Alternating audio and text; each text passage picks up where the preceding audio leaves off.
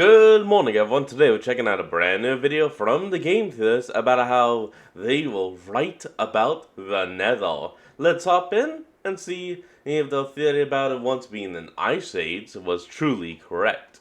Why is the... And technically now thanks to the dried gas existing, yeah, they all kind of correct. Minecraft Ghast always crying? Since we've been able to wander into the fiery depths of the Nether, so too have the Ghasts had tears streaming down their face. But today, we uncover the I guess they're on Afton. I'm sorry, bad joke. reason. Hello Internet! Welcome to Game Theory, the show that reminds you to stay hydrated. Unless you're in the Nether, that is. But we aren't the only ones suffering down here. In the most recent Minecraft Live event, Mojang revealed to us some upcoming features, namely a new variant of the Nether's iconic Ghast. For those of you who are unfamiliar with the Ghast, or you've just been too afraid to get up close to one, Ghasts are these balloony, jellyfishy, ghost-like creatures that roam the Nether. If they catch sight of you, you'd better... Many people used to call them like wraiths in the beginning. Get ready to run, as they'll launch exploding fireballs that can destroy everything around you. These guys, except cobblestone, are just so strange, and for so long, I have wondered about what their lore is. Sadly, we've just never really had enough to make a theory on it. That is, until today, because now we're being given a new kind of Ghast. Only this time, it's smiling. Immediately, my theorist senses began to tingle. Why are the Ghasts behaving so differently living in the overworld? Why are Ghasts so darn sad in the first place? Did they watch The Notebook again? Gets me every time. And of course, where do they fit into the ever-expanding lore of this game? Well, fear not, theorists, because this new update gives us everything we need to understand their history. So grab... They were just native to the Nether. ...those newfangled harnesses, because we're about to discover the origins of the Minecraft Ghast. First, let's take a look at where we're starting from. What do we already know about the Ghast? Or at least, what do we think we know about them? Considering these guys live in Minecraft's version of HE double hockey sticks, the most obvious initial idea was that these guys are ghosts haunting the Nether, angry at those who took their lives. And while that could be an explanation if this was the overworld, that's not how souls work in the Nether. We've talked about this in a number of past theories, but the reason we have things like soul sand in the Nether is because the souls of those who die end up being absorbed into the ground and work like an energy source for the environment. So that means no souls are flying around to try to haunt you. Then the Minecraft movie trailer came out and showed us that they don't even look that ghostly in reality. They're more like these fleshy hot air balloons, which is truly cursed. Although not that much. Even I have to agree. That is kind of cursed to look at. Much more cursed than the general art style. Heyo! The only other thing we really had to go off of was... I think they actually definitely could have made the Minecraft movie better if they just made it more split. Like you have the live action human world, but then you have a completely animated Minecraft world. And you don't have to go with the 3D realistic Minecraft that we see in the movie. They could have gone with something, well, simple.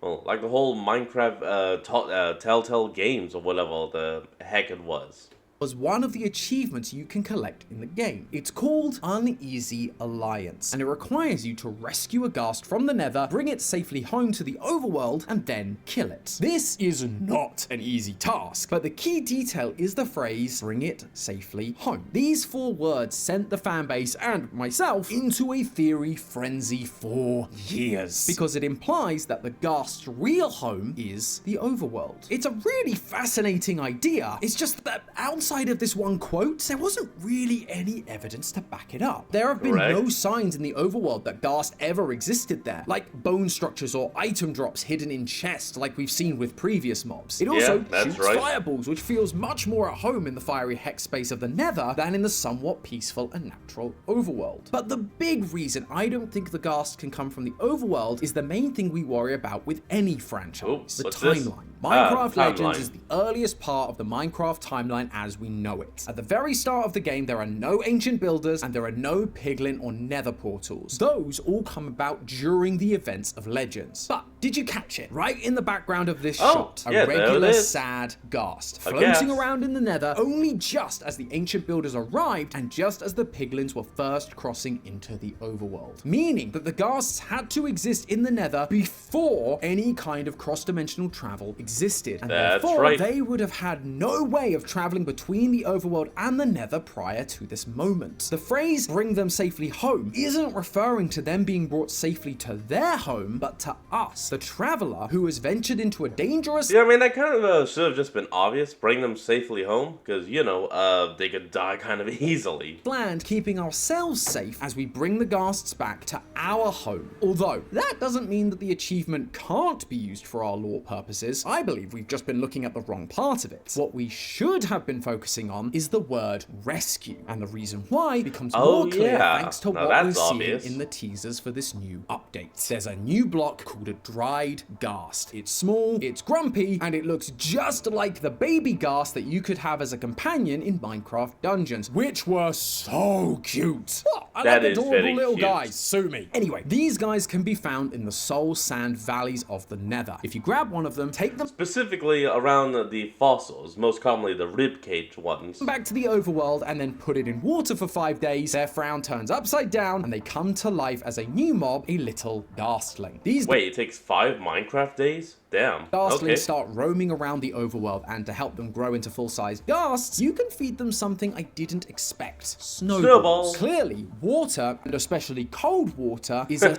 Hey, hold on. Does this just mean that the gas are actually just living sponges? essential to this mob's survival. So much so that the ghastling will Bad imprint joke. on the player who revives them. So it's gonna somewhat imprint over players or mobs and just follow them around a bit. But surely Aw. that contradicts what I've just been saying about the cute. ghast not being from the overworld, but instead being a Nether native. The Nether has no water whatsoever. In fact, it's so hot that the water completely evaporates. And this typically would be a theory-breaking contradiction, if it weren't for another theory we made a few years ago about how the Nether wasn't always the fiery landscape we know today. It That's right, and the evidence for that theory was one simple thing.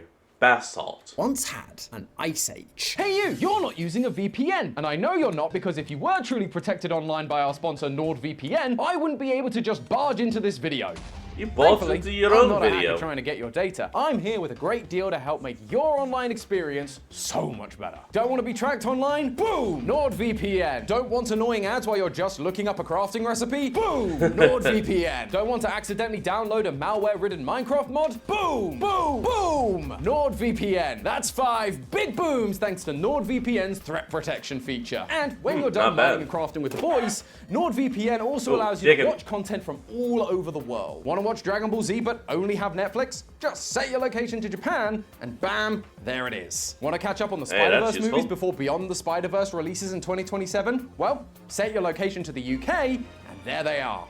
Oh, and that not great bad. deal I promised you? Well, if you use the link in the description, nordvpn.com/game theory, you'll get all of these features and more for just a few dollars a month, because you'll be getting a massive savings on a 2-year plan, plus 4 bonus months for free. And if you don't Okay, like it, that is pretty NordVPN good. has a 30-day money-back guarantee, so it's completely risk-free. So protect yourself online.